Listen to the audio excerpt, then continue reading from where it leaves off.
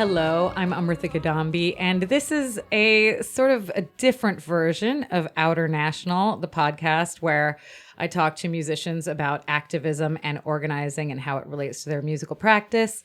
But in this one, we're flipping it around, and Omar Ahmad is going to interview me. And so here's Omar in the studio. Thanks for coming down. Super excited. So happy to be back. Yeah, the first thing I thought when leaving was like, there's more to be said. I feel like this conversation could go on really forever and not in like a repetitive way. There's just so much ground to cover. And yeah, I feel like we ended last time where I had more questions about your perspective. So I'm glad that we get to kind of flip the script. Yeah. I mean, and I was like, I could talk to you for 4 hours. So, I don't know where this airs, but check out Omar's episode as well, because it was fantastic. And yeah, I'm excited to talk again. Yeah, awesome. So who is Amirtha Kadambi in 2025? I know just from some of my reading, some of my listening, you're a kind of jazz, avant-garde, improvisational, and also devotional vocalist, a part of many projects, pulling from a lot of, Indian musical background, blending in with a lot of more traditional Western, experimental jazz leanings. You touch upon topics of decolonialization, socioeconomic disparity, struggles within society greatly, and really strike so many deeply emotional chords in a way that feels really visceral and almost like I'm in the room with you when I hear. So would love to hear just from you directly, less through the lens of reading and listening to your work, but more just from you. Who are you? Where are you right now? Right now, she is tired. Right now in 2025, she is very tired. The world feels so relentless. And I guess music has always been the way that I process everything that is going on. It always has been. And that is what I kind of hope my music can do for other people, is to help them process either through catharsis, because I am a vocalist. So I guess that I would say that's kind of first and foremost part of my practice. I'm a vocalist. I play synthesizer. I play harmonium in my band, which is technically came from Europe, but has really been incorporated into Indian devotional music, and not just in India and Pakistan and Bengal and a lot of South Asian, particularly devotional music practices, which is where I first encountered it. But I'm also like a punk and DIY kid. And so, I feel even though my music definitely is incorporating influences from South Asian devotional music and from Carnatic music, though that's not where my formal training came from. I was a South Indian traditional dancer in Bharatanatyam, so it's almost like I learned it in my body instead of my voice. And there's all those influences are there. It's also, like you said, jazz, and maybe more specifically, like if somebody asks me, what kind of music I make, the answer is creative music. And the lineage of that term, I like this term because it doesn't tell you anything about genre. It tells you more about philosophy and like an approach. But it was a term by the AACM, the Association for the Advancement of Creative Musicians. So like Anthony Braxton, Roscoe Mitchell. Amazing. Amina Claudine Myers. And I love this term because it makes you ask questions, and it's a critical term. And because they were composers, performers, improvisers who wrote all original music, started as a collective on the south side of Chicago. They were doing performance art. They were writing jazz. They were writing chamber operas. But critics and people would only refer to it as jazz. And they were which was very racialized, and they hated that. And so I love the term because it's very like of that Black Panther attitude of self-determination. And so it's a way for me to actually describe what my practice is, which at the root is about liberation. And I think that's why I gravitated towards free jazz. But I think as a punk kid, it was kind of the same ethos. So like that hard edge is part of my music, noise, electronic music. So it's all kind of incorporated. But I would say improvisation is very much at the core of my practice, although I am a composer. But improvisation came into my practice kind of as this way of decolonizing myself after all this like Western classical music education that I was like, had by default stumbled into. I needed a way to get out of that and go back to improvisation, which was such a big part of Indian music, but it's almost like I was deprogrammed to forget about it, you know, as a musician. Yeah, totally. I mean, I think that improvisation feels like the closest to authenticity in motion a little bit, you know, with very little regard for the product of music, more so just like, hey, this is what it is. It's going to sound imperfect. Beautifully, I think in your music, it still sounds, you know, pretty close to perfect. So I think it sounds pretty great. But perfect's relative in this scenario. Perfect in the sense that it feels connected to real feelings, you know, not perfect in the sense of like, you know, EQ'd in a certain, you know, shape, you know, to meet a certain Luft's threshold for mastering some sort of thing like that. So speaking about improvisation, so much of your music has a tendency to, especially the more long form pieces, feel like it comes in parts, you know, or in stages. You know, I was listening to Dance of the Subaltern on the way over here, which feels like a kind of, you know, triptych, you know, piece, which is really, really gorgeous and really beautiful. With improvisation, it's really hard to know when something is done, right? So like when, like, and you really, I mean, maybe I'm imbuing some counter transference here, but I know I struggle when it comes with improvisation where I'm like, hey, I did that. That was one take. I've started listening back to the demo. I start to want to make changes. Kind of what is your process of keeping the improvisation in the center and not letting it get too far away from you that the feeling is lost? I mean, I think my attraction to improvisation was probably because I have this neurotic, kind of intense doer control freak energy. And in a way, I think the freedom of improvisation, it really broke me very, very directly out of being so neurotic. Like I wouldn't release anything before I started really improvising as a core part of my practice. Like I was just performing a lot of other people's music because I couldn't, like, I wasn't satisfied with anything I had written or done, and I would just pour over it forever. And so I would just never release anything. And improvisation kind of forced me. It was actually one of the composers of the AACM, Muhal Richard Abrams. He was one of the founders, or he was the founder. I was in a piece of his in 2013 at Roulette called Dialogue Social. And it was all improvisatory. It was also the first time I sang in Tamil, which is my native language, my mother tongue. Because he just suggested, he was like, oh, if you speak any other languages, like feel free to sing in them, which like nobody had ever asked me to do. And it was being around people like that where he had asked me, oh, what's your music like? You know, and I hadn't really made music under my name yet. And I was like, I don't know. And he was like, okay, well, why don't you make it? And then let me know what it is. He was like, if you make it, you'll know what it is. And I think that spirit of like, you know, letting go of control and just improvising. And also that it was such a social thing to improvise. Like how I formed my band, actually really we formed at a Musicians Against Police Brutality event that Martina Roberts had organized in 2015 for Mike Brown's family. Right. And it was just an improvised trio. And it was just with people that I was improvising. Like I was just playing with various people in the New York scene. And that's how you become friends. It's like, oh, do you want to play?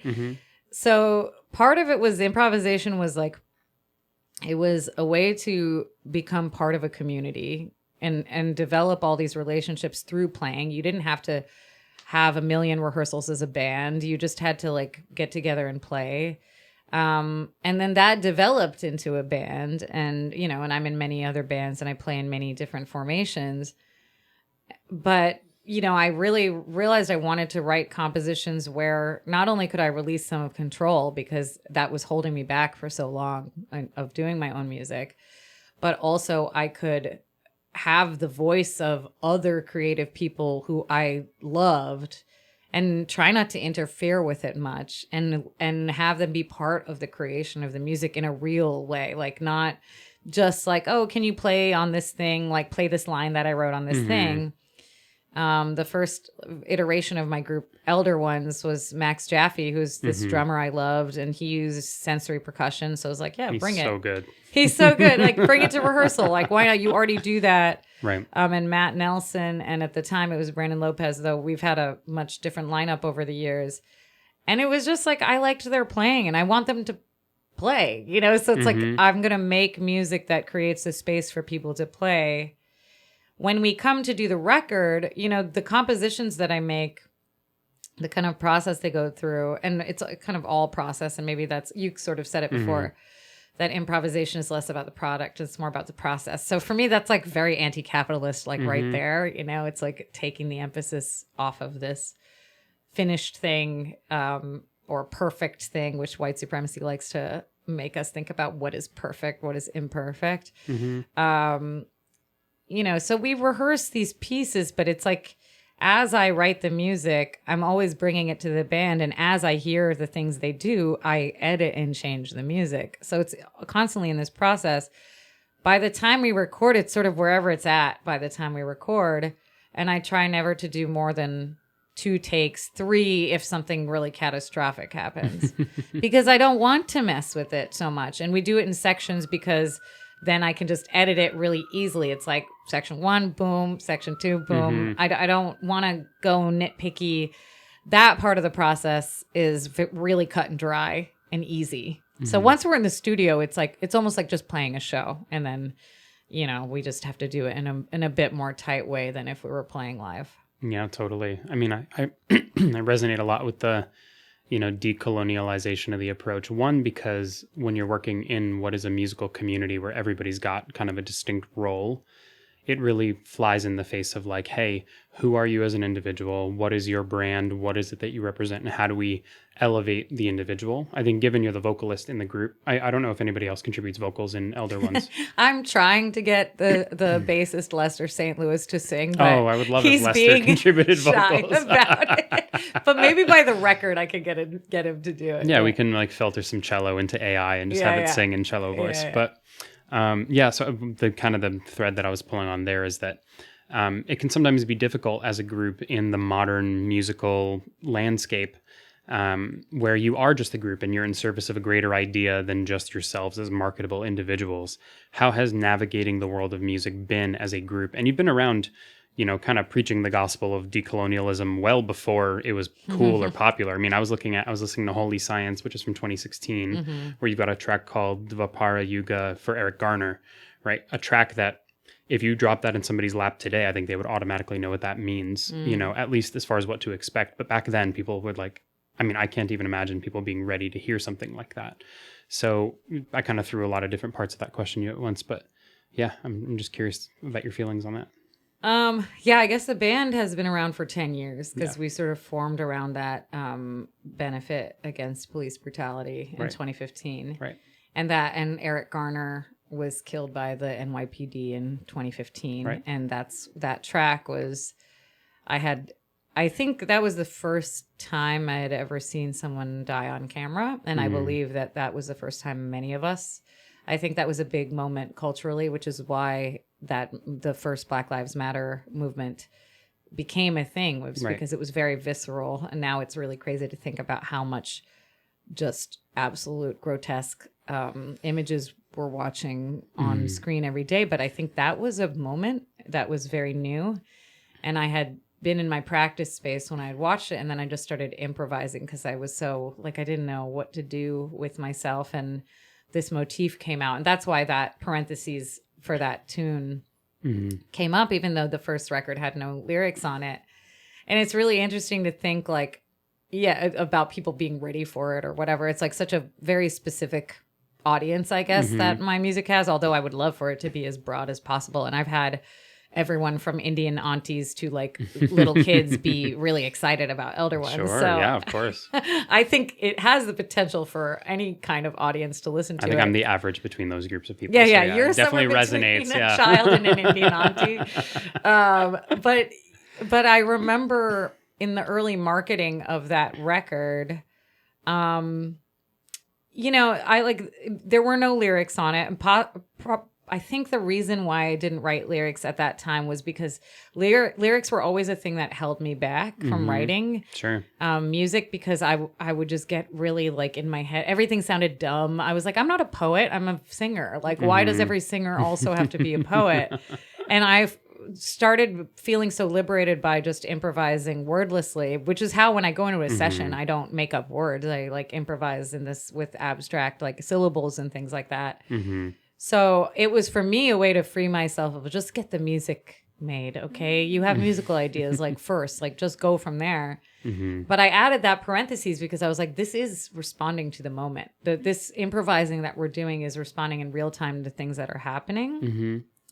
And then the main titles were all from this text called The Holy Science by Yukteswar Giri, who's like a Hindu saint philosopher. And each track is named for a cosmic time cycle. So the idea is like Satya Yuga is like the beginning where, you know, universal truth and oneness were like in everyone's consciousness. Like human beings understood that they were the same as God, and that God and man were the same, and that God was in all of nature and all of things, and I'm God and you're God and everybody is God, right? And God meaning divine energy.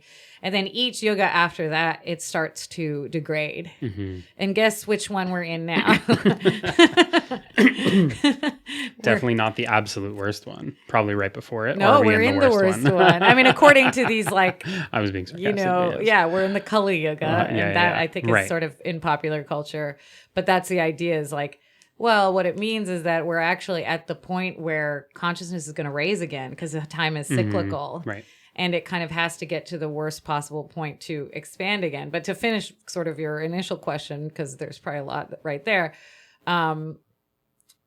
the people and interests who were trying to market the record, and like one of the first articles that came out on it was the New York Times. Like Ben Ratliff, who wrote one of the John Coltrane books, interviewed me, and it was like I was 30, and I was just like, whoa, like, okay, that's cool that they're so interested in me.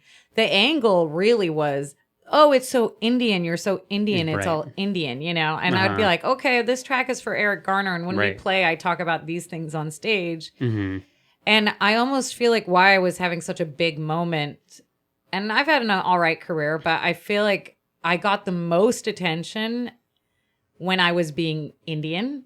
And as I started being more critical about imperialism and capitalism, and, you know, patriarchy and colonialism, there was less excitement about elevating me to a certain kind of darling, because it was like, oh, but look at these abstract Sanskrit words. These are cool. And, you know, like, oh, yeah, it's like spiritual jazz. We can call it spiritual jazz. But once I started to be like, this is like protest punk jazz and like anti-capitalistic, anti-imperialist jazz, it was like, oh, you know, Eat the Rich was like, you know, then the next record I started writing song titles, like you mentioned, Dance of the Subaltern, because I had read the Spivak essay, Can the Subaltern Speak? And I was reading the work of Thiongo. He wrote this text called Decolonize the Mind, about, you know, what it means for African writers to write in English rather than in, you know, African languages.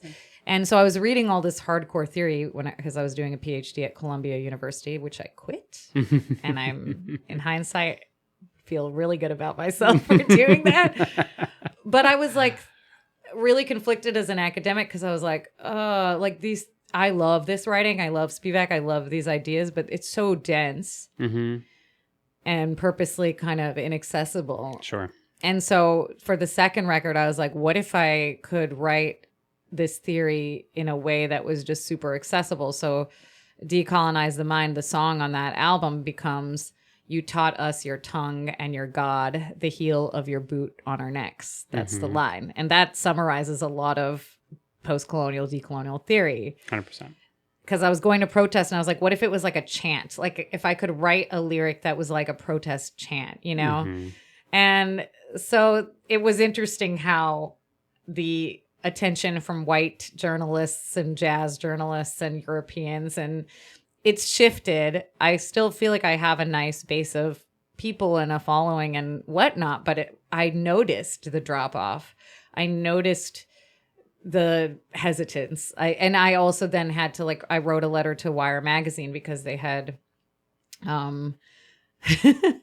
written this review, which was technically a positive review of the album in 2019, where they reviewed my album and Rajna Swaminathan's album in the same. Oh, interesting. Like in the same feature. And if for those people who don't know Rajna Swaminathan, our music is very, very different. Yes. And Rajna is also improvising in Sure. the similar community, right? But I guess our records came out around the same time, and they thought it could be like a really cool framing to like put us together. But it totally got the facts of both of us totally wrong of where, like it says that, we both came out of the Brooklyn Raga Massive Collective. I had nothing to do with that group. Sure. And Rajna did, but also was trying to distance herself from the group. So it was like, oh, maybe I shouldn't have said that on the record, but we could edit that later. But yeah, the idea was we somehow came out of the same scene in New York, and we're going to review your records together. And all these facts were wrong. And I had to go back and write them and say like, hey, I have a feeling you only put us together because we're both South Asian women, and they like misquoted the lyrics to Decolonize the Mind, which was super funny to me. So funny. They're a British magazine. Oh, I mean, why not? And we had this back and forth for a long time where I had to like drop this E word of colonialism for them to actually hear what I was saying, because they couldn't understand what the problem was. And I was like, I didn't come from that group. I came from like the DIY scene in New York. And it really hurt me on so many levels, because I was like, oh, I have this in-print feature in Wire and like multi-page whatever review, and it's favorable technically, but it's missing the entire point of the music, and the ideas behind the music. So this is always, it's like in decolonizing like my own musical practice and sort of standing firm in the actual practice of decolonizing, I'm also having to do it in all these other industry ways. Like they ended up publishing my letter to the editor because I had written this long email, and they're like, okay, like I was like, how are we gonna move forward from this? And they had suggested like, okay, what if we do a letter to the editor, which was great, and I'm glad they did. But then I noticed actually all the reviewers they've sent me since then have either been women or women of color. And I don't think it's an accident that it happened like that. So, it's been interesting to navigate, to say the least. I can imagine. I mean, as someone who I think has been very tokenized as a Palestinian artist during the genocide and everything happening, I have a lot of like compassion for okay, finally someone cares about me. Okay, I should be grateful for this opportunity, even though it's like written to a different person than it is to me. And just like receiving things in ill-shapen boxes and just being taught like, wow, I got that, as opposed to demanding more of the institutions and of the systems that people are a part of. I want to go actually a little deeper into Amirtha Kadambi as a solo artist, right? And we've kind of spoken in context of Elder Ones a lot, but I would love to know if there's a set of emotions, a set of themes that you haven't yet had an opportunity to explore. Not necessarily saying that they're limited, outside of Elder Ones, but ones that if you really dug deep inside yourself were like, hey, for my next solo work, if there's anything on the books or that you're thinking of in the back of your mind, what jumps out at you? It's so interesting because I never really do solo stuff. And actually, I am doing a solo thing coming up at this new place called Another World. And it's partly just because of budget that it's going to be solo. It's like my preference would always be to invite someone. Sure. And I don't know exactly what my discomfort with solo work is, but I think I've just gotten so addicted to collaborating and the interplay of improvisation that like solo never strikes me anymore as like a thing. And I've never really released anything like solo, but part of me is like, this is the next thing I want to try to do, is to like actually delve into solo work. And I don't know, I mean, in terms of themes and things like this, I always think like, wow, I never write anything like super personal these days anymore. I've written one sort of anti-love song. kind of a sort of a classic breakup song, which like I've done in a duo with Maria Grant, and we have a similar sort of ire towards the patriarchy. It's sort of like it's like an anti-patriarchy breakup song, you know. So it's always still systems. Like the personal is never separate from the political. So I've thought about that, but right now, like all I want to do is scream at the world, and you know, I mean. The only other way I can see solo work going is like completely abstract for me. But lately it feels like if I'm going to put out a document of anything, it has to be doing something. I have to, and if it just means that during the press cycle, I get to talk about certain things, you know, or when I go on stage, I get to talk about certain things. So at the moment, that's just where I'm at. But it's also like goes as far back as like, when I used to write songs in my room when I was 15 with my like shitty Takamine acoustic guitar, the first song I ever wrote in my life by myself in my room was an anti-war song. And it was almost 20 minutes long. I think I performed it at a high school talent show. And it just like goes on and on and on. And it was like multiple parts that didn't fit together. It's like the same as Elder One songs. Like if I look at it now, it's like this still how I compose. So it's funny because that impulse was just there right from the beginning, like at age 15. So I'm kind of like, I think that's the kind of musician I am, but it doesn't preclude. It's just everything's so interconnected. I don't know how to talk about a breakup without thinking about patriarchy, right? So maybe that's just like how it works for me. But I don't know about the solo thing. But I was thinking about when you were saying earlier about like identity, you know, like I think when I first started writing my own music, it was a lot about reflecting on my identity. Like I went to the harmonium and that's what I started playing in the band because I like took it out of the closet. I was trying to connect to something that had been lost for me, like living out, you know, my family's in California. I was living in New York and I wasn't going to many cultural things anymore. I didn't have a lot of friends who were either South Asian or like, because we're so plural in India, especially like 300 languages. It's like, even if you say South Asian, it's like, it's so hard to find my specific community members here. And especially in the line of work that we're in, it's not like the typical line of work. But the beginning, I think, for me of making my own music was like going back and singing bhajans, which are like the Hindu devotional music, and playing harmonium, and had the album had those Sanskrit titles. And, you know, it was kind of more identity, like self-discovery of my voice as who I was as a composer, improviser. And then I think once I started feeling solid in that, it just naturally shifted away to other things. It's not that those things still aren't there, but it wasn't my focus. But with curators and programmers and record labels, it's like they want to be like, oh, you know, they want to focus on your identity.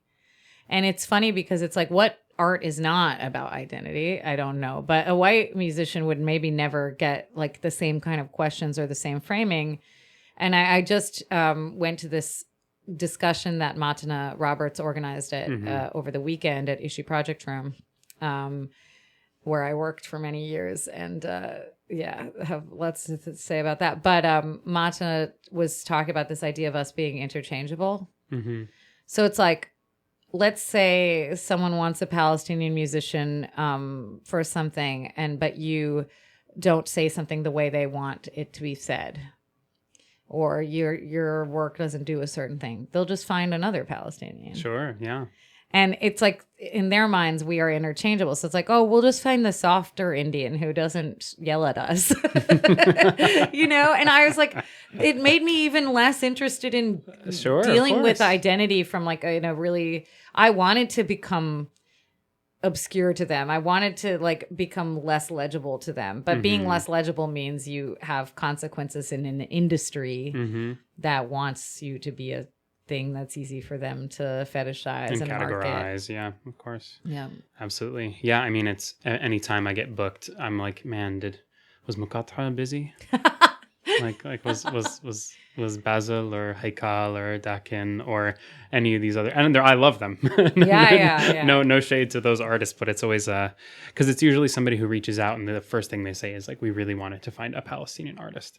Yeah. And I feel like there's maybe a small reference shift that could still make that feel good. It's not even like it's a bad thing for me, at least. I don't want to speak for you, but like instead, if it was like, hey, we really like platforming Palestinian artists. We happen to listen to your music and this is why it spoke to us. Exactly. It could be completely different of a conversation, which is why it's also hard because it is a part of our identities. It's part of you have your identity, I have my identity. And I think the concept of identity has now gone through so much tumult and spiraling. It's pretty hard to find. But if there's a part of your identity you don't feel you've had an opportunity to yet express, or a part of yourself that you feel is maybe misunderstood or not really conveyed as much as you would like it to be, what part of your identity would you say that is? I don't know. I think I definitely feel like anger is something I want to center more because I don't want to be, not that I don't feel like I have, but more in that way of when I was 15 of the music that I liked. Sure. Like I was such a punk kid and I like my music now is often played in like jazz clubs and concert halls. Although I really try to like continue to play in DIY spaces and things like that. It's like I don't want to be institutionalized, and part of me wants to have like a punk band. And I keep thinking about that. Like, should I just start like a guitar based rock band again? But, for where I'm at now at, age 39 and with the same kind of avant-garde sensibilities as other things. So I've kind of been thinking about that because I do think like I do express rage in my music, but I think there's so much of it in my body that I want an outlet that is almost like dedicated to rage, So, I mean, rage is not my identity, but it is part of like my history as a kid, just really being into like aggressive music and like angry music. And like, it was a lot of white kids like being like, I'm a punk. I'm like, I'm a punk though, like actually. And like, I follow that Instagram account, BIPOC Punk, you know? Yeah. And if I had seen something like that when I was young, I would have been like, oh my God. Like, I remember being like, the guy from No Doubt is Indian, or like, like trying to pick out like which brown people, 100%. And it's like, oh, is he Indian? It's like, oh no, he's just tan, So I feel like being that little rocker kid somehow is something I need to express again still in some way. And my first like instrument that I really played was guitar, though I'm not interested in playing it. I would probably hire a much cooler guitarist than me. Somehow that's what's coming to my mind now. But maybe having said it out loud now, it's more a thing that has to happen. So something that I think, just thinking about performance in general and improvisation and how live performances can often feel like the antithesis to like what the improvisational music setting is. It's hard to find spaces here in New York City that feel really open to improvisational performance. And I feel like, and you correct me if I'm wrong, but it feels like venues are now owned by genre more than they really have been in the recent lexicon. I mean, I go to a bill and it seems like 3 artists that are like one iota apart in terms of genre. People aren't really putting together eclectic bills in the way they used to. Yeah. If you had to imagine a new world where there was a way to really capture the improvisational magic through performance, it could be just people walking into an open studio and seeing an improvisational performance. It could be audience engagement. It could be a different way of organizing a space. What are some things that come to mind for you as far as performance? I feel like it would be cool. Like when I was a kid, my mom used to take me to kacheris, which are Carnatic music performances. In the Bay Area, there were people like musicians from India would come through, and then the whole Indian community, there would be like a giant concert hall which the concert hall is not really the way the venue would look in like a Sabha in India, but right. The vibe of it would be like the concert's like 4 hours long. Sometimes people talk, kids are running around. You get food or snacks whenever you want, maybe in the middle of a thing, you come back later. It's kind of hot, like you know, where it's just a certain kind of fluid. Like when I went to see those kinds of concerts at an older age as an adult in India, there never air conditioning for that. That's one thing. Outside normally. Like kind of like inside outside. Like it's like there's a structure, like but a it's gazebo type thing. Yeah. And it's like there's actually something about the heat. Yeah. Like, I think the fact that people are improvising for 4 hours and it's super hot, you're kind of you're in a trance. I remember like being a suggestive state. Yeah. Yeah, exactly. Like I remember being at the Stone, in a like July of some year, which was like Zorn's, like the old Stone, the cool one that was like in Alphabet City. Right. And I think it was Vijay Iyer and Taishan Sori and Steve Lehman's trio fieldwork. Mm-hmm. And the whole thing, the Stone is like, we can't have, any sound that is going to corrupt the improv. So like turn off the AC. And I remember it being like sweltering hot. Wow. And like literally just like going into some weird listening space and being kind of half asleep, but and being like, wow, that was a cool. Yeah. It resonated like closer to what I experienced. But like I was kind of trying to set that up when I was at, when Silent Barn was a thing. Right. Which was kind of, that's R.I.P. I mean, legendary. And that's why I moved to New York. Like I moved to New York in 2009, and it was because I had come to New York on my own for the first time, like as more an adult in 2008, like not on a family trip, Yeah. And I had been watching all these YouTube videos of all the DIY spaces online, and like it was like this guy called Unartig, and he would like put up videos from Death by Audio and Silent Barn and Tonic and like all these places. And so that's like how I knew what the New York scene was. And I was really into like these avant like rock bands like Dirty Projectors and Little Women and bands like this, which were all kind of like somewhere between, like Little Women was my favorite band, Darius Jones and Travis LaPlante and Jason Nasri, who's in Elder Ones right now, and Andrew Smiley. He's so good.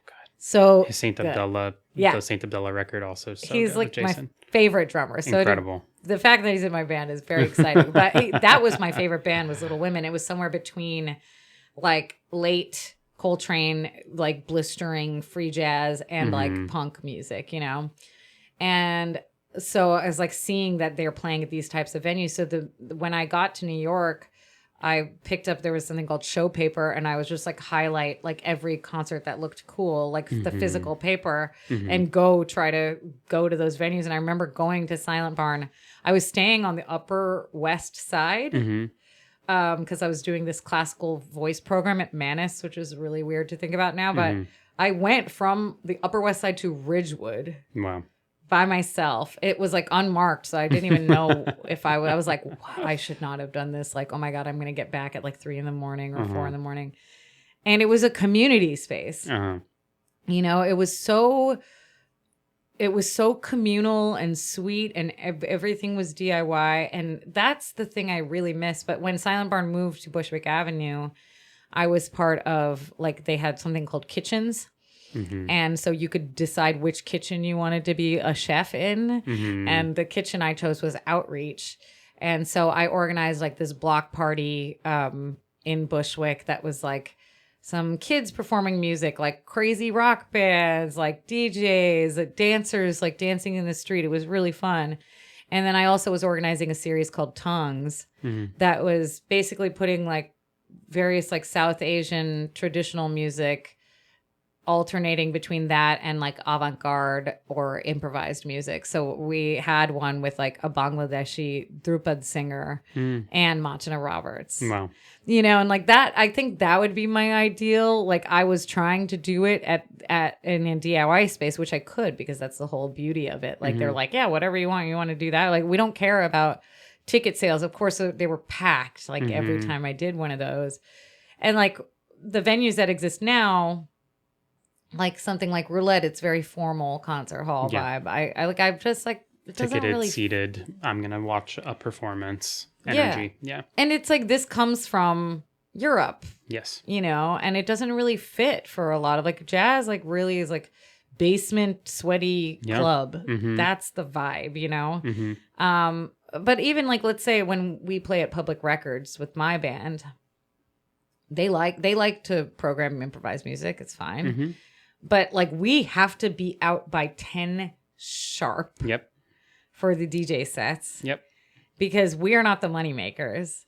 And it's not ideal for improvised music to be like keeping your eye on the clock the whole time, you know? So I don't know that something exists that really fits. And like, I don't have the wherewithal. I think I worked at a venue for many years and to start the thing. And I'm like, where are the Gen Z kids starting DIY club? But they can't because of real estate in New York. It's a totally different scenario now than it was. Yeah. So I don't know. I'm like still waiting. I've like during COVID, I thought maybe we're going to see some DIY renaissance because rents for storefronts were going down and people were talking about, because people thought people were going to evacuate New York City forever.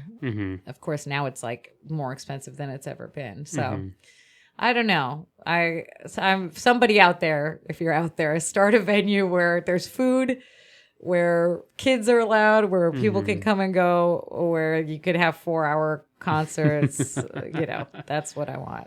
It's funny now that I live in Bay Ridge, you've moved to Sunset Park. Yeah. I'm starting to look at these parks that haven't yet really been impacted as much by, you know, the mega gentrification of spaces. Like obviously things like, I don't know if you know Public Service that they do over at Maria Hernandez, which is great. Toribio and a couple other DJs host that. Carl of the sound system, I don't know if you've seen his big pink sound system. He like travels around, but everybody does it like at cost pretty much. Like you just can't make money from these things.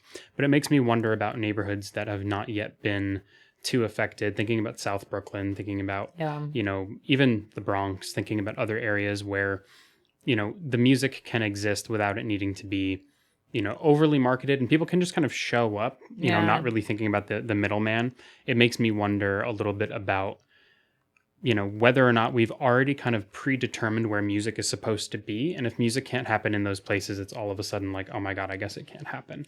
Yeah, no, I mean, it's so interesting because in 2020, you know, the thing that got us out of our houses at first, like for those people who were in New York, it's decided to stay here, were the protests, or the George Floyd protests. So that was when we were first outside seeing people. Sure. And so a lot of musicians started to think like, oh, if we can be doing things safely outside, maybe we should be playing concerts outside. And there was this incredible period in New York where there were outdoor concerts all the time and just self-organized, like back to the DIY roots. 100%. So there was one I went to here. We're at Pioneer Works right now, and it was over here in the Red Hook Ferry Terminal. Nice. There was like there was a series that was being organized here. I did like tunnel stuff in Prospect Park. I was going to say the Prospect Park tunnels. I went to like 2 or 3 DIY shows there. And it was amazing. Yeah. And it was like, it was really everywhere. It was like in every corner of the city. And what was amazing about it is that people truly would just like walk by. And I don't know if it was because people were just doing nothing but watching Netflix. Like people were excited and interested in really experimental stuff. Like I think Jason Nazary, maybe it was Jason, or now maybe I'm thinking it was someone else, someone was playing a solo snare drum set in the park with electronics, and like all these kids and all these people were like, whoa, what is this, you know? And I feel like we complain a lot about like our music is really experimental and avant-garde and nobody cares about us. It's like, and nobody knows about us. It's like, well, we perform in inaccessible places that 100%. You'd have to be so in the scene to know about. Yep. And I actually believe, like, especially with improvised music, like my parents have come to see free improvised concerts, like, especially in the beginning when I was first doing it, and like thought it was way more interesting and cool than any, you know, Western classic. Like when I was singing Mozart, they were like, I don't get it. And then they saw me do probably the most avant-garde and maybe even a bad set in San Francisco. Like, I don't even think I liked it. And they were like still so interested in it and fascinated by it because of the real-time like social interaction. And it's like, because the audience is participating. When it's improvised, they are with you. Everyone is having this experience for the first time ever. It's not like, I'm the musician, I've rehearsed this thing, and now I'm presenting it to you. Like, they're not just witness to it, they're participants in it somehow. And I think that's the other thing, like, about improvisation that became so core for me, was like, it blurs that separation between artist and audience. It makes them real participants in the thing. it's like less hierarchical. It's not like fascistic, right? Like composer model. I'm the composer, you're the performer. It's hierarchical. It's like, it's very like European fascism, you know. It's like, I tell you what to do, you submit to you gotta me. be in line. Yeah, exactly. Yeah. And then like it's also anti-capitalist, it's anti-colonial, because it is going back to these more indigenous practices.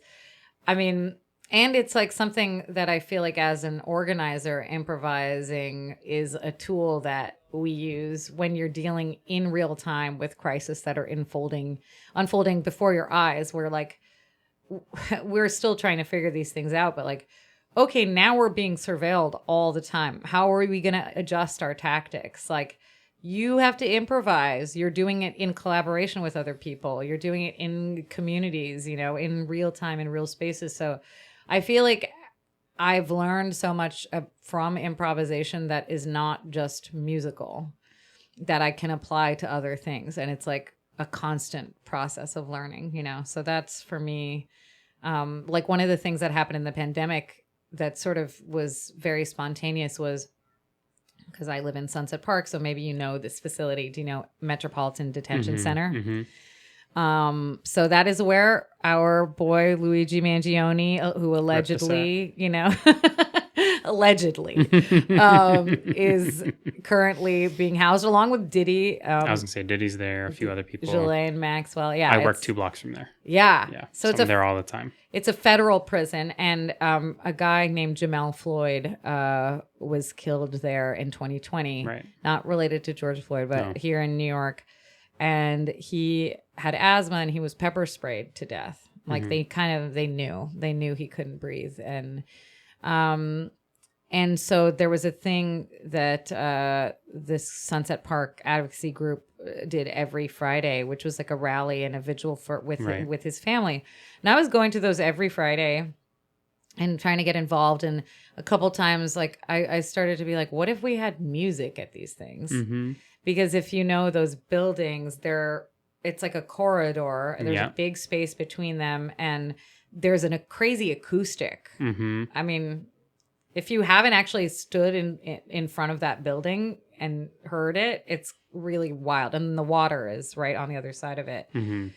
And so I was playing alto saxophone because I was really, like, at the beginning of the pandemic, like, had no connection to my voice anymore. Like, my body I was disassociated. Sure. And I made an Instagram post to find an alto saxophone, and like some friends who lived in Sunset Park were like, we have one we're not using and we haven't touched it since before COVID, so go for it. So I was like organizing these bands for protests of musicians, like either noise demos, like either just like play crazy free jazz or like playing like protest songs, you know, like from the 60s. So we went and we were doing that in front of MDC, and the people inside, like the incarcerated folks, were tapping on their glass in response and shining their light. They had like these little lights, like a lamp that they have in the room, and like shining the lamps in the windows to respond. And there had even been a string quartet to like organize that was playing Nina Simone. Oh, wow. Like, so yeah, that, to go back to like, what are my ideal, like what would an ideal venue be? That's an ideal venue. It's like bringing it back to bringing it in, you know. But then it's got to do something. They painted the windows over with black after that. So insane, because that's the level that's like psychotic behavior of cruelty. But yeah, I don't know, like coming back to that thing of like, I want my music to do something. And you know, it's like there is an advocacy that I'm trying to do from the stage, you know, and it's a commitment I made a long time ago that I would always speak on stage about what is happening. And sometimes that feels symbolic and sometimes it feels real. Like it used to be, oh, I'm talking about racism on stage. You know, everybody's like, yeah, racism is bad. Like everybody as could a kind concept, of, yeah, not as an action. Yeah. But everybody could agree and everybody could feel good about it, right? Like Black Lives Matter was a different feeling. Like in playing in Europe, I did feel like, oh, I'm preaching to the choir kind of thing. But now that I think about it, I don't think that was true. But now, when I talk now, and I'm talking about colonialism and imperialism and implicating not only the audience, but myself in that as an American, I think it is feeling different now. And now that it feels more material, like talking about Palestine on the road in the last 2 years, Sure. it feels less like just these symbolic gestures and more like there are consequences. Mm-hmm. The reactions are not uniform at all. No.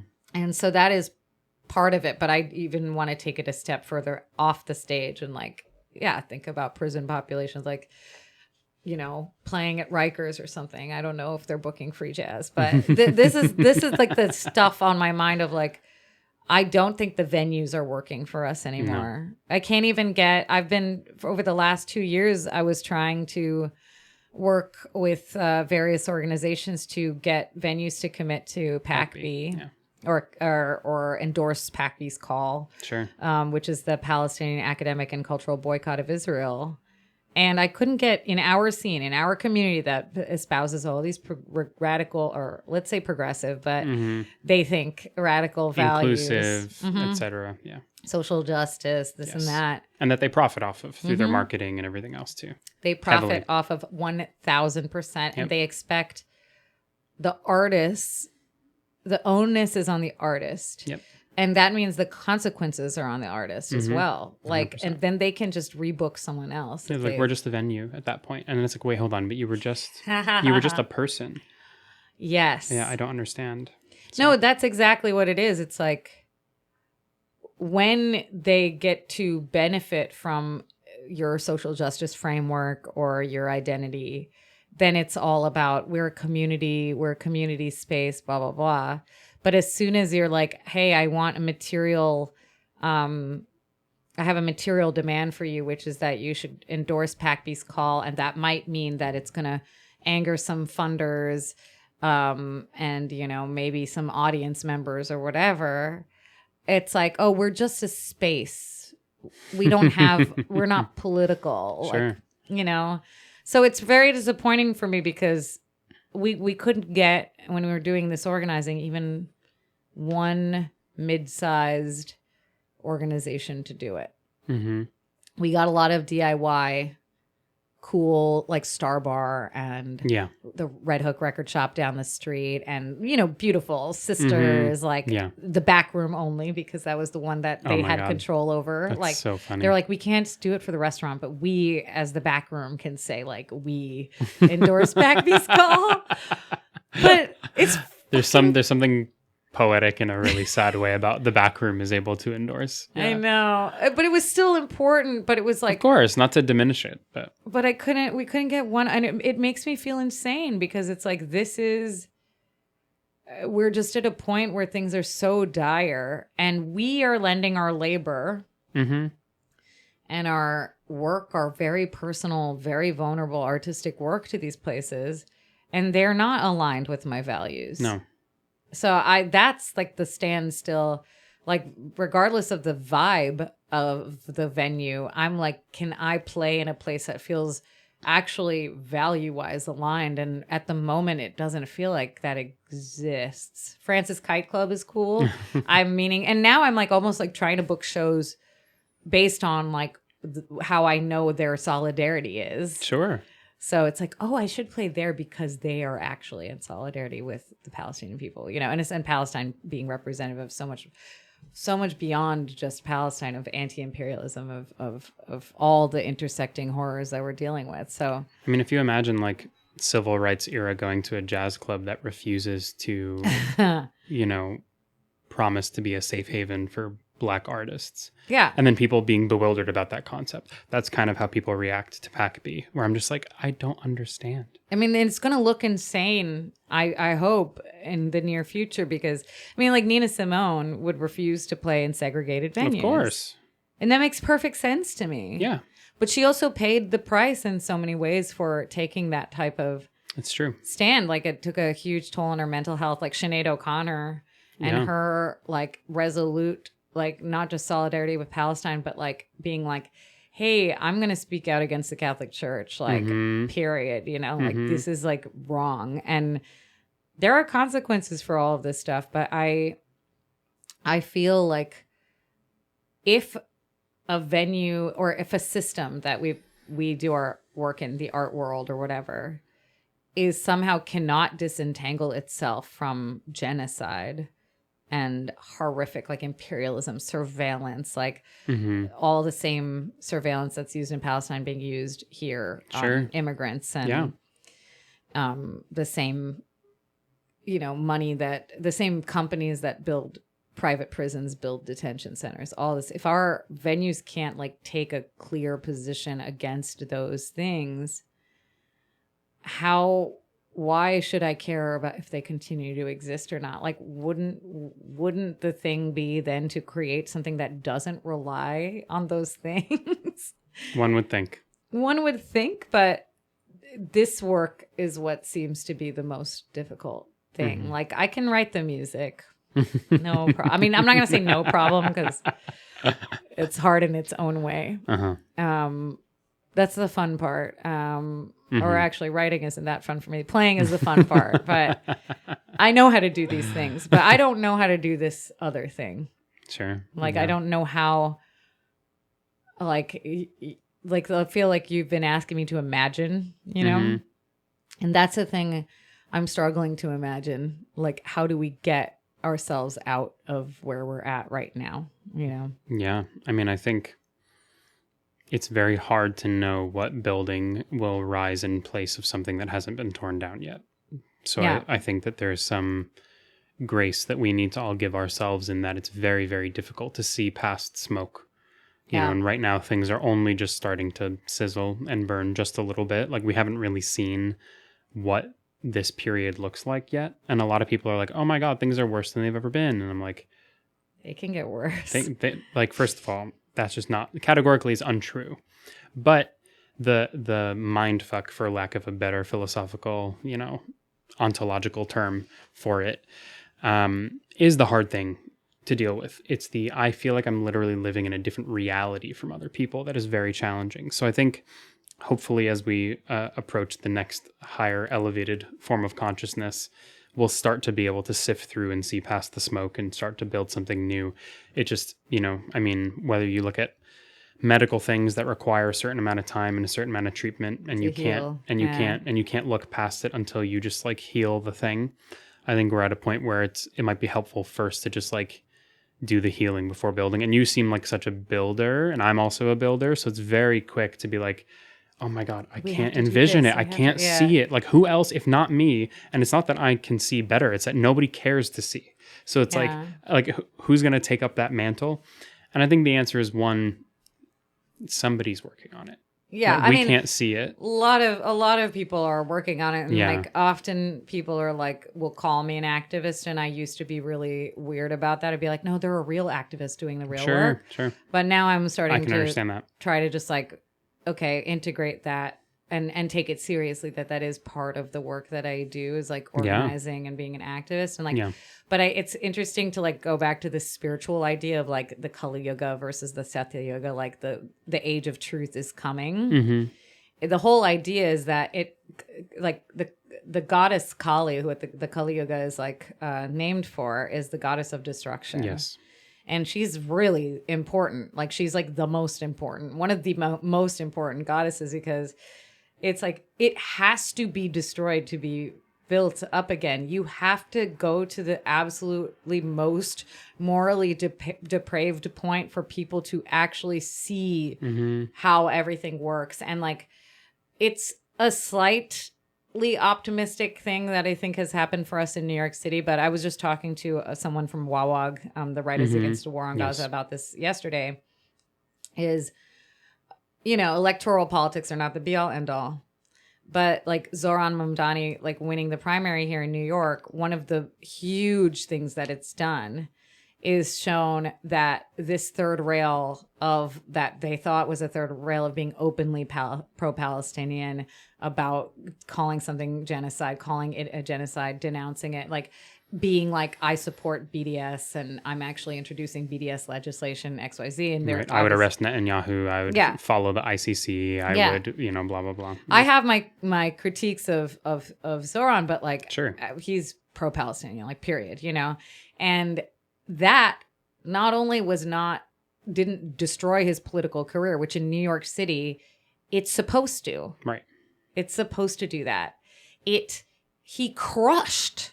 Mm-hmm. We keep seeing new stuff that's like, oh my God, the margin was actually insane. Like he destroyed the old establishment. And what I was talking to this Wawag person about yesterday was we have to be able to say to an arts institution, like a New York City politician was able to do this. Sure. Why can't you, Yeah.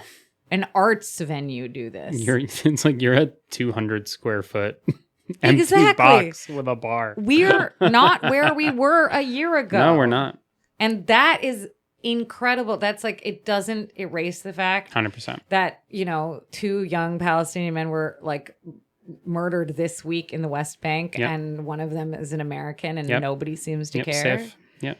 Yeah, it doesn't change that, but I do feel like people's consciousness is raising, and I think like the thing of where like the guiding mantras for me, let's say, like there's this quote by Huey P. Newton that I came across recently, who is one of the founders of the Black Panther Party, who's like, if I had to align myself like really with any political party, that would be the one. Where there's no other one that speaks like as clearly to how I like the material realities of people living in, an imperialist capitalist system. But he talked about this idea of like, I know when you're talking to a bourgeois person or somebody who's, let's say someone who you don't think is on the same side as you, like it's tempting to draw a line and be impatient and say, I'm on this side, you're on this side, and draw a line of demarcation. Right.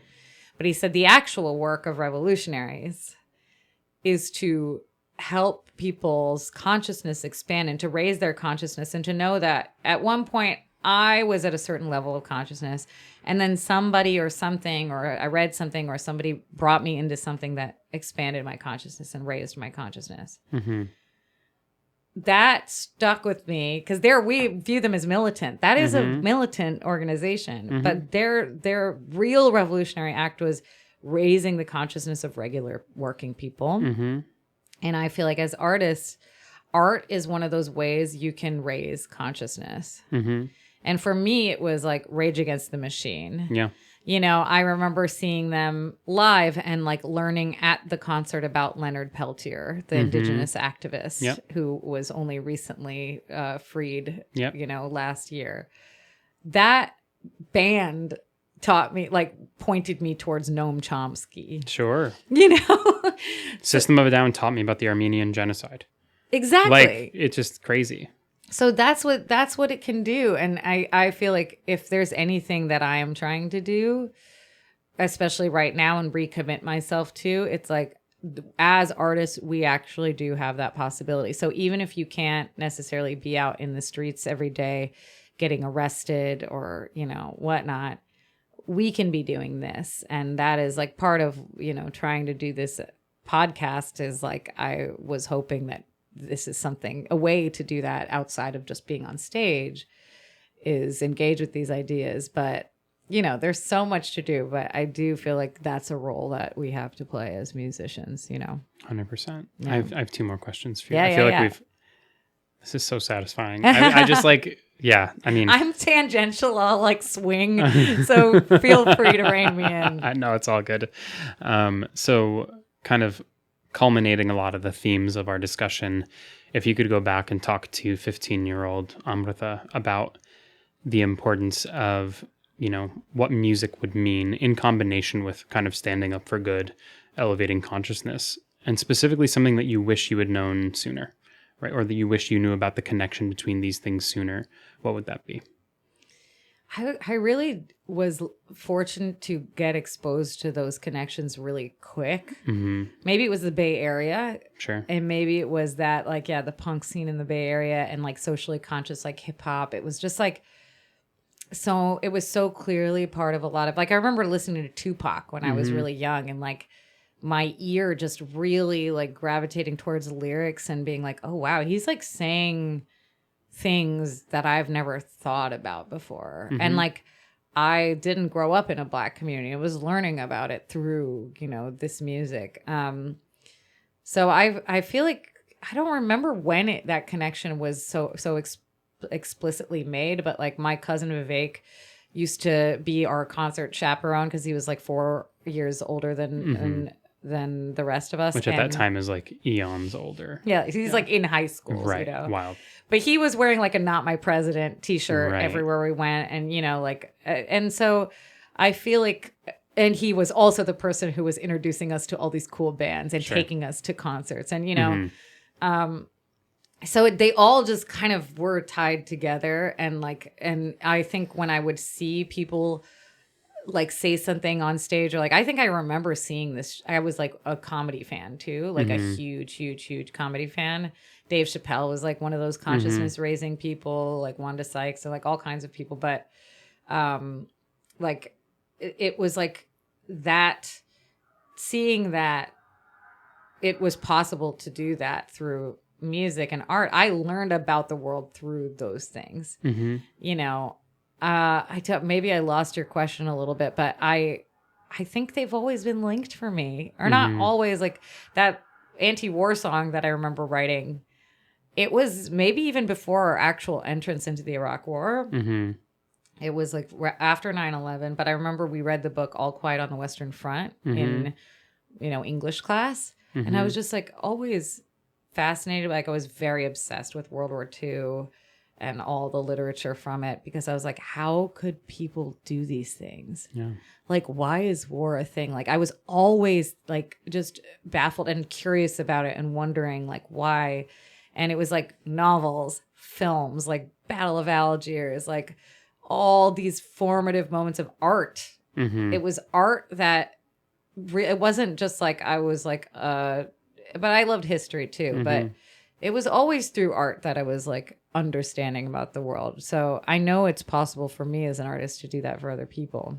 But I think maybe I did lose the thread of your question a little bit. Oh, no, it's all good. I mean, one, the question made an assumption. It made an assumption that there is something that you would tell your younger self differently, which maybe you wouldn't. But I do think that, like for me, I think that my relationship to music's role in activism and role in change has meandered. You know, I used to think, oh my God, if you write a protest song, it's going to change people. It's going to make things happen. It's going to go differently. And I was thinking maybe less of your relationship to musical activism that changed you, more about your relationship, let's say, as you grew up to become an artist. Yeah. And you were learning about your role and your voice. Is there something that you wish you understood sooner, or that you would impart to your younger self to be like, hey, worry less about that and maybe focus more on this? Yeah, I mean, it's the same thing. Like I do a lot of inner child work and therapy. So I guess like these are all like, I am trying to always talk to this younger self. And it is like to understand that, you know, if somebody is like saying something super negative about the music, or it doesn't happen often, but when it does, they usually pick on the politics of it. Is to really understand it's like, it's not about you being not good enough or bad or not talented or something. You know, I'm fine with not being to someone's taste. That's perfectly fine. But that some of these things are about like who runs this stuff and why they are going to be so upset by your music, and like don't give up on it because of that. Whereas like I'm really in a double down phase, but I think I would have wanted to brace my younger self that was like, music will change the world. Like I really was that type of idealist. And whereas, you know, a few years ago when I went to see Rage Against the Machine's reunion tour at Madison Square Garden, I swear to God, I was standing next to cops from Staten Island who were like singing Killing in the Name of at the top of their lungs and not connecting the dots. Right. And it's like, that's also happens. Like people just don't get it or don't want to get it too, no matter what you say or do. So I would maybe tell my 15-year-old self like that. Yeah, I went to Madison Square Garden and I saw like the music itself is not going to do the job, you know? Well, see, that's a very valuable lesson. So I'm glad we eventually found our way there. I think for me, so much of my childhood from an early perspective was about like, hey, it is my responsibility to deliver this message. And if somebody's not getting it, it is my fault, right? And as someone who is as articulate as you are, and who I think is as well-read, culturally referenced, clearly just like so smart on music, on the world, etc. I can imagine there's probably a bit of a pressure of like, hey, like, what do I do with all of this awareness? Like, what do I do with this? And how do I get the music to do the thing that I want it to do? And I know that is like totally antithetical also to like the process of making music. Is like, you don't go in with like, hey, I want to write a protest song, come out of me, so I can imagine also just like, if like building on your own advice that I wish I maybe took, is like, hey, the music is going to guide you to the messages that you can share. It's not the other way around, And the music, like, it's like I think it's hard for me to separate the music from the things that I'm talking about and trying to do with the music, but like catharsis alone is valuable. Yes. So like when I scream on stage or do certain like vocal gestures and things, like that piece for Eric Garner is like, I run out of breath. Like, that's the idea of it, is like, as he was saying, I can't breathe, not to be overly representative, but that's sort of how it happened, that improvisation.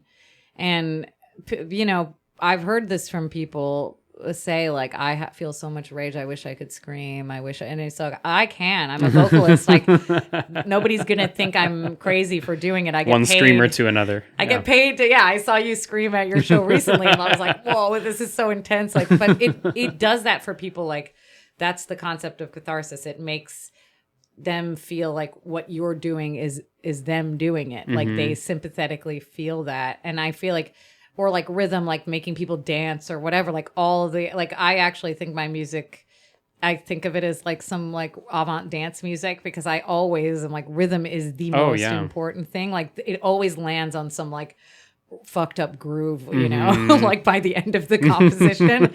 We always get there because that's just important. Like connecting people to their bodies, connecting me to my body. Like, all of that is really important. But I think it's just that the systems that we're doing it in are so like, really don't want us to for this to be the thing that's super successful. It's not the top 40. It's never going to be. Sure. Which is okay. I don't need it to be that. But I think, little by little getting a message out there, because I don't think people in the room, even if we're all like maybe have voted similarly or something, although that even has changed, right? Like a lot in the last few years. We're not all so simpatico.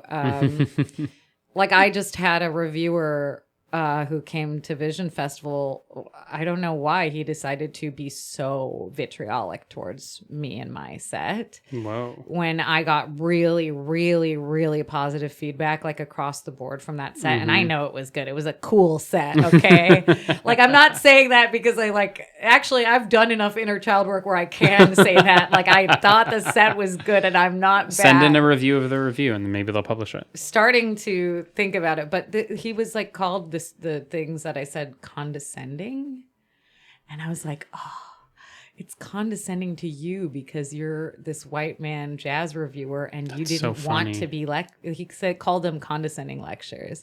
And I really try not to talk about these things in a condescending way. It's really actually important to me that it is specifically inviting people in to think about it. And that's not super punk of me, I guess. Like, I'm a bit teacher on stage.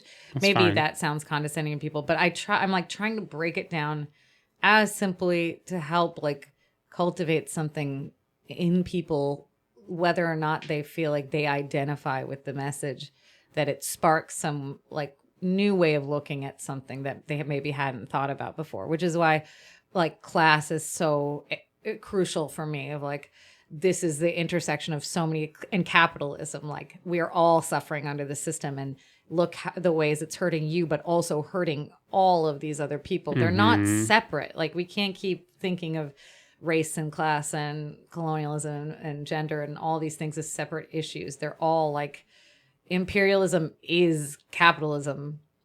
It's the manifestation of it in this kind of globalized world. That's what it looks like, so that's the thing I'm trying to do. It's so funny that someone would watch, and I'm not gonna typecast you too much, but like an Indian punk woman of color in jazz music talking about such grand themes, such like system level, like overall humanity system level themes, and somehow find it to be personally condescending. Yeah. Like you're not like, hey, this is about my fucked up ex who did these things, and he also looks just like you, so I'm going to focus on you, and it's your fault. Which would be super accurate, actually, for me to say to well, reviewer. maybe he was, tapped into something that we're just, on vibrating on a lower frequency, but something tells me that, he somehow took comfortability with the status quo personally.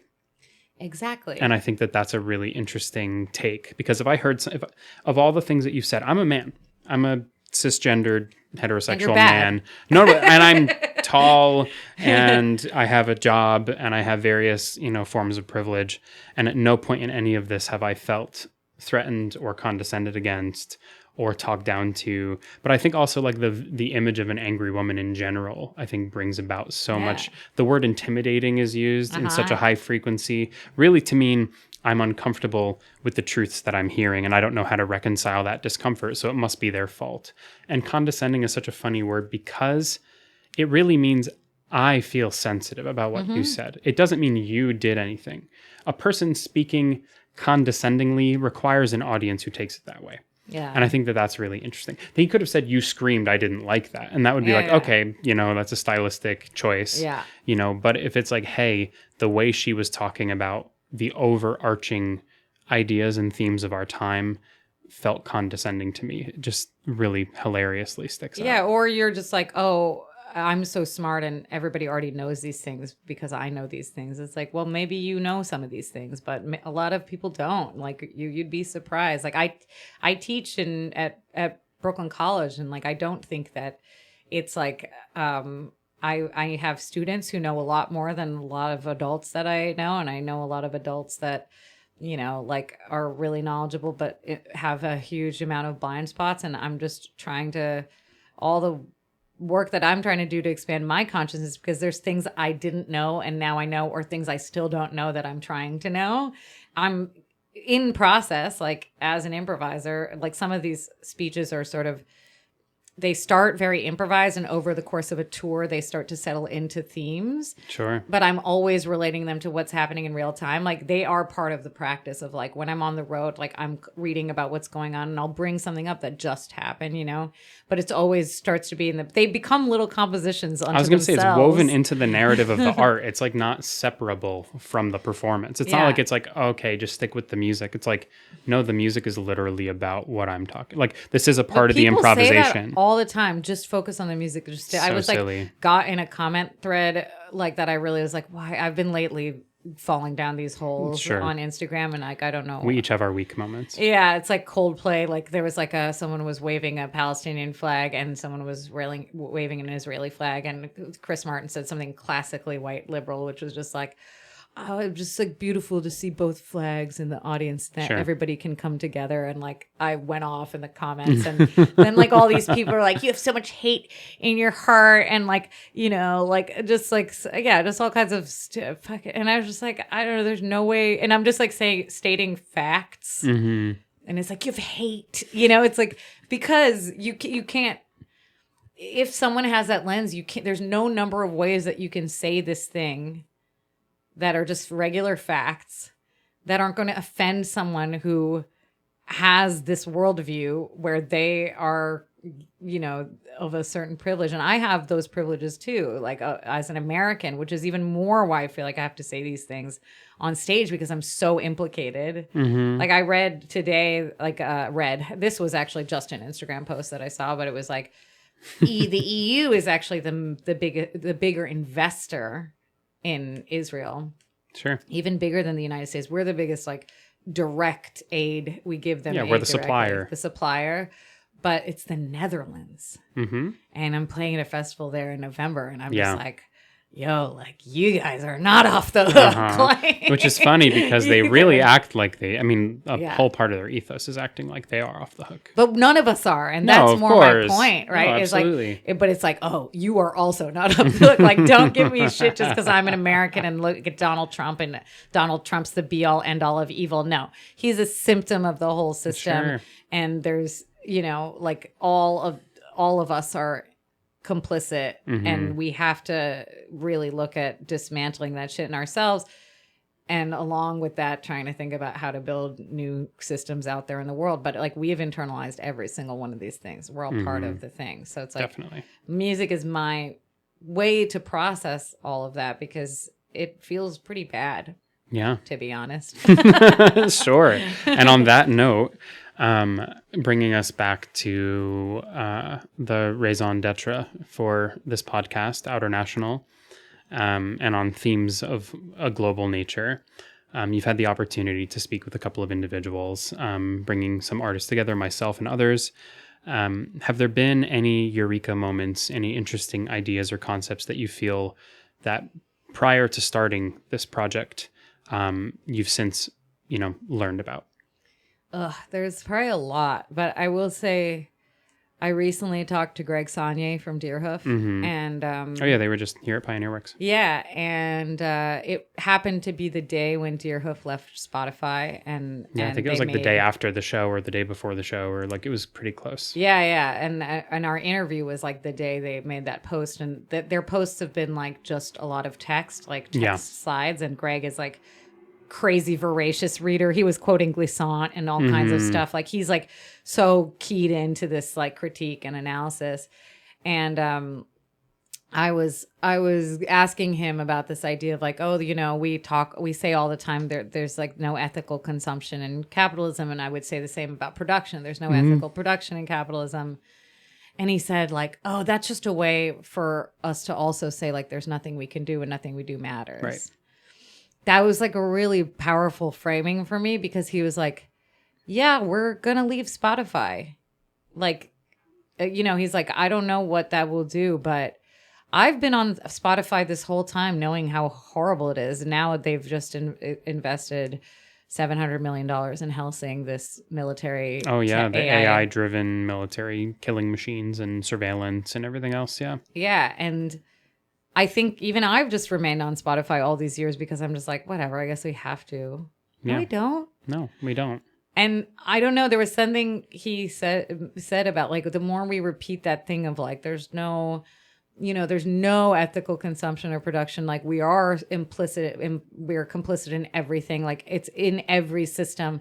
Sometimes it can lead you to a certain kind of nihilism of like, yeah, like, then what does it matter? It's like, no, each one of these things. And I like immediately like went and emailed my labels and was like, hey, I can't believe I didn't do this before, but I want to get off Spotify, And so I feel like that one, everything matters.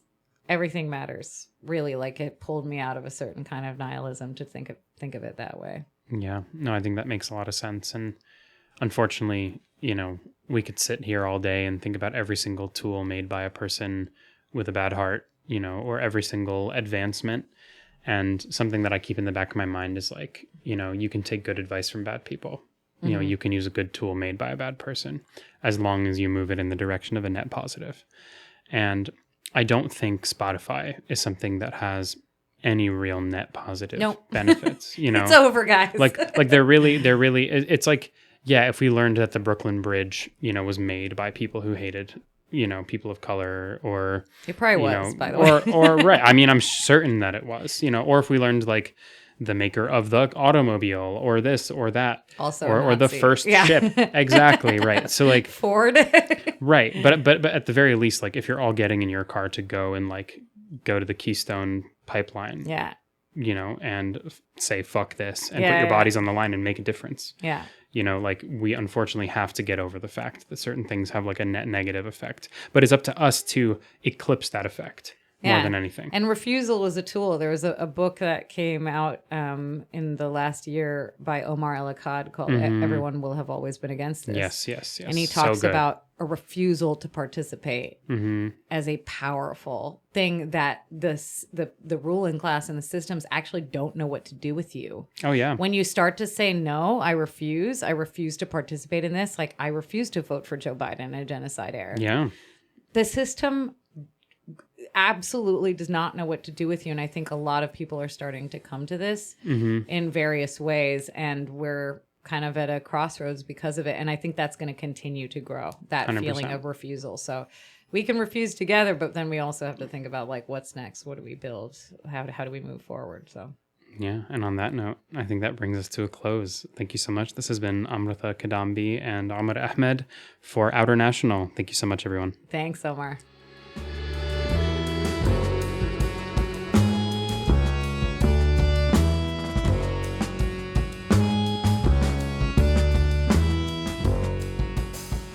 Oh man, that was such a fun conversation. I mean, a deep conversation, but it's just always so great to talk to Omar, and reflecting on it. It was really me asking Omar to be on the podcast. I mean, it wasn't even a podcast yet. It was, Omar was one of my first guests.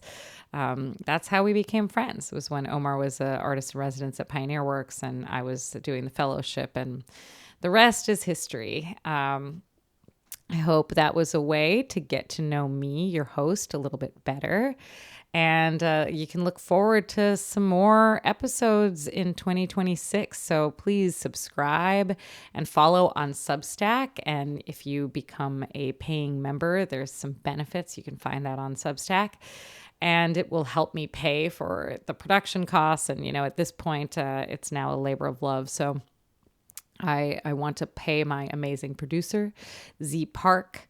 And, I don't know if I'll always have access to the Pioneer Works studio. So that's another thing that we're thinking about for this year. And it's engineered by me. And it takes a lot of time and energy to put these together. So any support is greatly appreciated. Until next time, solidarity. I'm going to play you out with one of my own tracks. This is Third Space by Elder Ones from our latest record, Elder Ones, New Monuments, live in Vilnius. You can check that out on Bandcamp. Peace.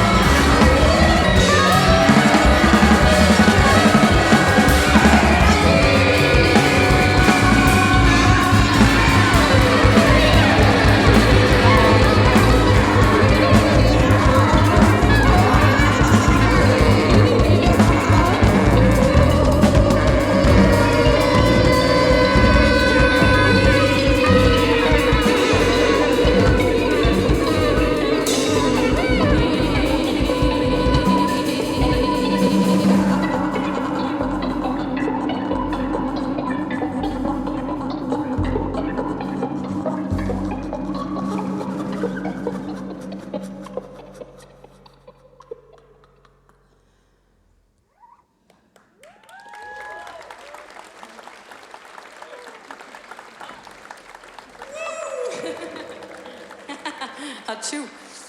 It's hot. It's very hot. It's very cold outside, but it's like a sauna in here.